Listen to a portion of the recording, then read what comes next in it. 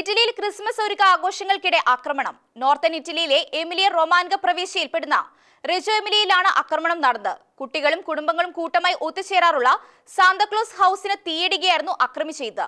ഇറ്റലിയിൽ തന്നെ താമസിച്ച് വരുന്നയാളാണ് പ്രതിയെന്ന് അധികൃതർ കണ്ടെത്തി. ഇറ്റലിയുടെ വടക്ക് ഭാഗത്തായി സ്ഥിതി ചെയ്യുന്ന റേജോ എമിലിയ പ്രവിശ്യയിലെ പട്ടണമായ സ്കാൻഡിയാനോയിലാണ് സംഭവം നടന്നത്. 48-കാരനായ തദ്ദേശീയനാണ് കരുതിക്കൂട്ടി ആക്രമണം നടത്തിയത് എന്ന് റിപ്പോർട്ടുകൾ പറയുന്നു. ക്രിസ്മസ് ആഘോഷങ്ങളുടെ ഭാഗമായി കുട്ടികളും കുടുംബങ്ങളും ഒത്തുചേരാറുള്ള സാന്താക്ലോസ് ഹൗസാണ് പ്രതി അഗ്നിക്കിരയാക്കിയത്. 2025 ഡിസംബർ 10 രാത്രി ഇയാൾ സാന്താ ഹൗസിന് തീയിടുകയും പെട്ടെന്ന് തീ ആളിപ്പടരുകയുമായിരുന്നു. അടുത്തുള്ള അപ്പാർട്ട്മെന്റുകളിലെ ജനലയ്ക്ക് സമീപത്തേക്ക് അഗ്നിബാധ ഉയരുകയായിരുന്നു. തീ കൊളുത്തിയ ശേഷം പ്രതി സംഭവസ്ഥലം വിട്ടോടുന്നത് CCTV ദൃശ്യങ്ങളിൽ ലഭ്യമാണ്.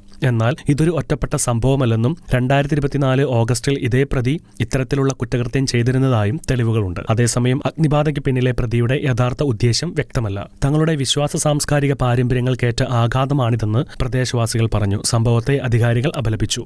International desk Shekinah news.